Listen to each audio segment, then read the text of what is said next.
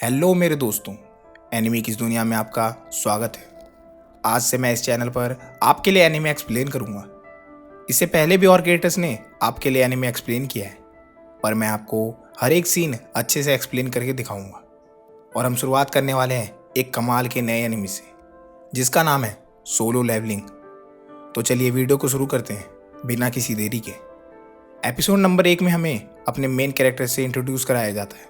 साथ ही एपिसोड की शुरुआत में हमें बताया जाता है कि करीब 10 साल पहले इस दुनिया में अचानक से ही कुछ पोर्टल्स खुलना शुरू हो गए। इन सभी पोर्टल्स में कुछ मॉन्स्टर और जादुई राक्षस रहते हैं, जिन पर आम इंसानी हथियारों का कोई असर नहीं होता।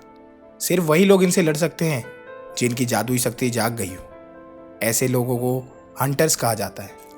इन हंटर्स को उनकी मैजिकल पावर्स के हिसाब से रैंक्स मिलती है, जैसे ABCD। सबसे शक्तिशाली हंटर्स S रैंक के होते हैं और सबसे कमजोर E रैंक के। लेकिन एक बार जादुई शक्ति जागने के बाद हंटर्स उसे और ज़्यादा डेवलप नहीं कर सकते। हमें 3 साल पहले का एक फ्लैशबैक दिखाया जाता है, जिसमें एक आइलैंड पर कुछ हंटर्स एंट जैसे मॉन्स्टर से लड़ रहे थे। लेकिन एंट्स इन हंटर्स पर भारी पड़ रही थी, क्योंकि ये लो रैंक हंटर्स थे। इनमें एक हंटर्स मर ही गया था। लेकिन तभी यहाँ पर 3 S रैंक के हंटर्स आ जाते हैं और आसानी से इन एंट्स से लड़ने लगते हैं। बियुंग नाम का आदमी हीलिंग मैजिक का यूज कर घायल एंटर्स को ठीक करने की कोशिश करता है। तभी यहाँ पर एक वाइट एंट आ जाता है, जिसे ये लोग इन मॉन्स्टर का लीडर समझते हैं, क्योंकि ये रेड एंट्स के मुकाबले ज़्यादा पावरफुल थे। दोनों हंटर्स मिलकर उसे आराम से मार देते हैं। तभी यहाँ पर और भी ज़्यादा वाइट एंट्स आने लगती है और S रैंक के हंटर्स उनसे भी लड़ने को तैयार थे। दूसरी तरफ शहर में भी ढेर सारे एंट्स की आर्मी ने अटैक कर दिया था और उन्हें रोकने के लिए हंटर्स की सेना भी तैनात थी। मिस्टर चोई नाम का हंटर अपनी फायर पावर से इन पर अटैक करता है, जिससे रेड एंट्स तो मर जाती है, लेकिन वाइट एंट्स को कुछ नहीं होता। और फिर कहानी प्रेजेंट में आ जाती। एक कंस्ट्रक्शन साइट के पास एक पोर्टल या डंजन ओपन होता है, जिसके मॉन्स्टर को मारने के लिए कुछ हंटर्स को बुलाया जाता है। इनमें पार्क नाम का एक हंटर होता है, जिसने वैसे तो काम छोड़ दिया था, लेकिन उसकी वाइफ प्रेग्नेंट है, इसलिए वो आज के मिशन पर आया है, क्योंकि मिशन पूरा करने पर हंटर्स की काफ़ी अच्छी कमाई हो जाती है। तभी यहाँ पर कहानी का हीरो जिनवू आता है।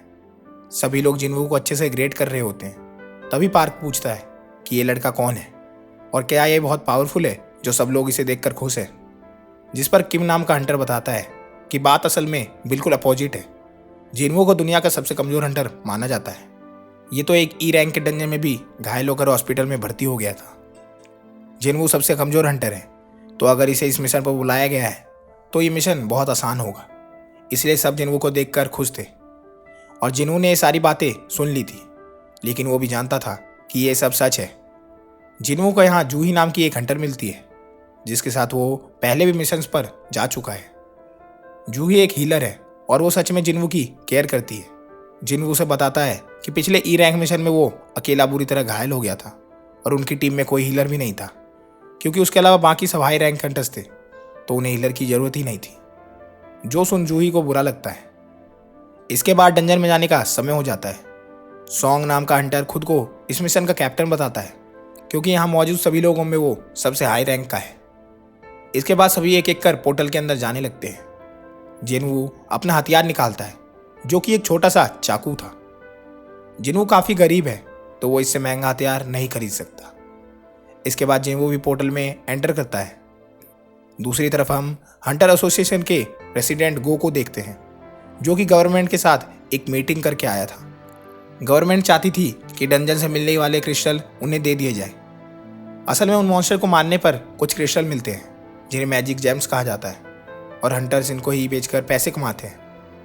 इधर जिनवू ने एक मॉन्स्टर को मार दिया था, जिससे उसे एक मैजिक जैम मिल जाता है। पर तभी एक दूसरा मॉन्स्टर जिनवू पर हमला कर देता है। जिनवू उसे मारने की कोशिश करता है, लेकिन उसका चाकू कमज़ोर होने की वजह से टूट जाता है। फिर वो मॉन्स्टर सीधा जिनवू के अंदर तलवार घुसा देता है, लेकिन तभी पार्क यहाँ आके उस मॉन्स्टर को मार देता है। जिनवू बुरी तरह से घायल हो गया था और जूही उसके पास आकर उसे हील करने लगती है। जिनवू देखता है कि बाकी हंटर्स बड़ी आसानी से इन मॉन्स्टर को मार रहे थे।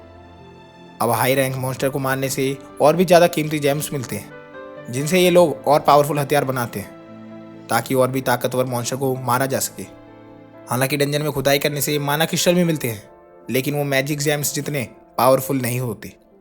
गवर्नमेंट इन जेम्स का इस्तेमाल एक नई एनर्जी सोर्स की तरह करना चाहती है, क्योंकि ये बाकी पावर सोर्सेज जैसे न्यूक्लियर पावर, विंड पावर या सोलर पावर से काफ़ी ज़्यादा सेफ और सस्ते हैं, और इनसे ज़्यादा पोल्यूशन भी नहीं होगा।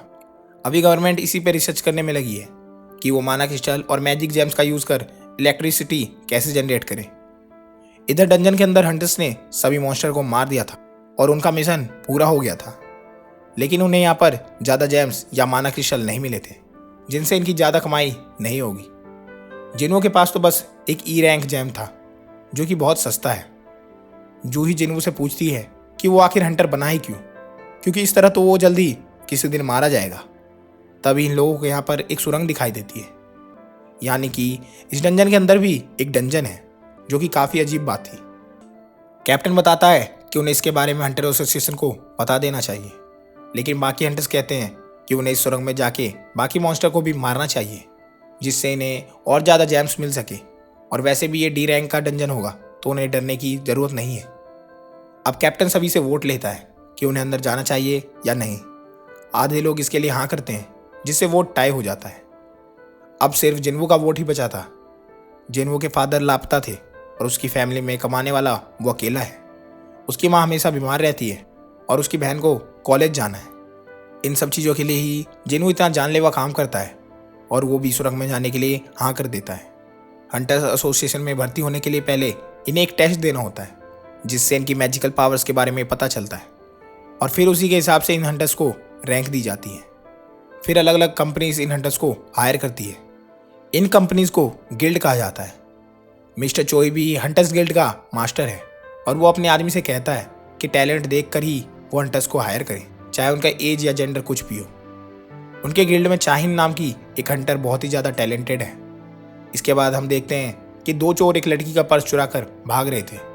अचानक ही उनके सामने एक लड़की आ जाती है, जो और कोई नहीं बल्कि चाहिन थी, और ये एक एस रैंक की हंटर है। चाहिन हवा में उछलकर उन चोरों से वो पर्स छीन लेती है और चोरों का एक्सीडेंट हो जाता है। चाहिन काफ़ी सुंदर और फेमस थी। जल्दी उसके आसपास लोगों की भीड़ जमा हो जाती है और सभी लोग उसकी तारीफ करने लगते हैं। इससे चाहिन काफ़ी शर्मा जाती है और वहाँ से उछलते हुए चली जाती है। शायद चाहिन की पावर यही थी कि वो काफ़ी ऊंचाई तक कूद सकती है। खैर, इधर हंटर्स गुफा में चलते जा रहे थे। जिन्हों जूही से माफ़ी मांगता है क्योंकि उसकी वजह से जूही को भी अंदर आना पड़ा। जूही उसे काफ़ी डांट लगाती है क्योंकि अभी वो मरते मरते बचा है, और फिर भी उसने एक और डंजन में जाने के लिए हाँ कर दी। अगर टीम में कोई हीलर ना हो तो जिन्वू का जिंदा बचना नामुमकिन है। जिन्वू जूही से माफ़ी मांगता है तो जूही कहती है कि वो माफ़ी के लिए उसे डिनर डेट पर ले जा सकता है, जो सुन जिन्वू थोड़ा शर्मा जाता है। सुरंग के आखिर में इन्हें एक बड़ा सा दरवाज़ा मिलता है, जिसे खोलकर ये लोग अंदर जाने लगते हैं। इधर प्रेसिडेंट को नए भर्ती हुए हंटर्स को बताते हैं कि 10 सालों के बाद भी इन्हें पोर्टल्स के बारे में ज़्यादा कुछ नहीं पता है। कोई नहीं जानता कि डंजन में कब क्या हो जाए, और हंटर बनना एक काफ़ी रिस्की काम है। भले ही ये कितने भी मिशन भी कंप्लीट कर ले, लेकिन इन्हें हमेशा चौकन्ना रहना चाहिए। जिंदा रहने के लिए यही सबसे इम्पोर्टेंट है। दरवाज़ा खोलकर ये लोग एक बड़े से कमरे में आते हैं, जिसके अंदर ढेर सारे स्टैचू रखे हुए थे, जो कि सैकड़ों साल पुराने लग रहे थे। कमरे के बीच में एक बड़ा सा स्टैचू था, जो किसी तरह के सिंहासन पर बैठा हुआ था, लेकिन कमरे में इन्हें कोई भी मॉन्स्टर नहीं दिखाई देता है। कमरे के बीच में किसी तरह का मैजिक सर्कल बना हुआ था और एक पुतले के ऊपर कुछ लिखा हुआ था। कैप्टन पढ़ता है कि इस जगह का नाम काटेनून टेम्पल है, और यहाँ आए लोगों को पहले गॉड की पूजा करनी चाहिए, फिर गॉड की तारीफ करनी चाहिए, और जो लोग इसकी बात नहीं मानेंगे वो यहाँ से जिंदा वापस नहीं जा सकते। तभी जूही जिन्वू से डरते हुए कहती है कि उसने एक स्टैचू की आंखें हिलती हुई देखी है। तभी इस कमरे का दरवाज़ा अपने आप बंद हो जाता है, और अब ये सभी लोग यहाँ फंस गए थे। अब एक हंटर दरवाज़ा खोलकर यहाँ से भागने की कोशिश करता है, लेकिन तभी उसके पास वाला स्टैचू अपनी कुल्हाड़ी से उस आदमी को काट देता है। ये देख सभी लोग बुरी तरह से डर जाते हैं कि वो स्टैचू हिल कैसे सकता है, और अगर एक स्टैचू हिल सकता है तो इसका मतलब है कि यहाँ मौजूद सभी स्टैचू जिंदा है। जिन्हों भी ये देखकर डर गया था। वो सोचता है कि डी रैंक का हंटर चुटकी में मारा गया, तो उसके जैसे ई रैंक का क्या होगा, और ये स्टैचू तो बहुत पावरफुल है, मतलब ये कोई लो रैंक डंजन नहीं है, और इसका मतलब है जूही सच बोल रही थी। जिन्हों फिर से अपने पीछे वाले स्टैचू को देखता है। अब वो भी जिंदा हो गया था। जिन्हू इससे पहले भी काफ़ी बुरी सिचुएशन में फंस चुका है। वो अपने पहले रेड मिशन में ही अपनी टीम से अलग हो गया था। उसे एक ई रैंक के मॉन्स्टर ने घायल किया था और वो काफ़ी हफ्तों तक हॉस्पिटल में पड़ा रहा। एक बार तो वो भूल भुलैया में अटक गया था और भूख प्यास से ही मरने वाला था। लो रैंक डंजन में भी जाना उसके लिए जिंदगी और मौत का सवाल है। बाकी हंटर्स को मैजिक जेम्स बेचकर जो पैसे मिलते हैं वो उनसे और भी ज़्यादा स्ट्रॉन्ग हथियार खरीद लेते हैं ताकि वो और पावरफुल मॉन्स्टर को मार सके। लेकिन जिन्हू के पास तो सिर्फ एक सस्ता चाकू था और उसके टूटने के बाद जिन्हू खाली हाथ है। उसके जूते भी फट चुके हैं। इतनी खतरनाक जॉब करने से भी जिन्हू ज़्यादा पैसे नहीं कमा पाता, लेकिन जिंदा बचे रहने के लिए वो हर समय चौकन्ना रहता है। उसके आसपास क्या चल रहा है वो बारीकी से ऑब्जर्व करता है और उसने जो एक मॉन्स्टर भी मारा था वो भी ऐसे ही चुपके से मारा था। खैर, अब उस स्टैचू की आंखें लाल होते ही जिन्हू सभी से नीचे झुकने को कहता है। उसकी आंखों से आग निकलती है जिसे एक हंटर वहीं पर जल के राख हो जाता है, पर जिन्हू खुद को और जूही को बचा लेता है। सभी लोग बुरी तरह से डरे हुए थे। जिन्हू सोचता है कि ये सब क्यों हो रहा है, यहाँ से बाहर जाने का कोई रास्ता नहीं है, यानी कि वो भी मारा जाएगा और ये एपिसोड यहीं पर खत्म हो जाता है। तो दोस्तों, आपको इस एनिमे का पहला एपिसोड कैसा लगा कमेंट करके जरूर बताइएगा।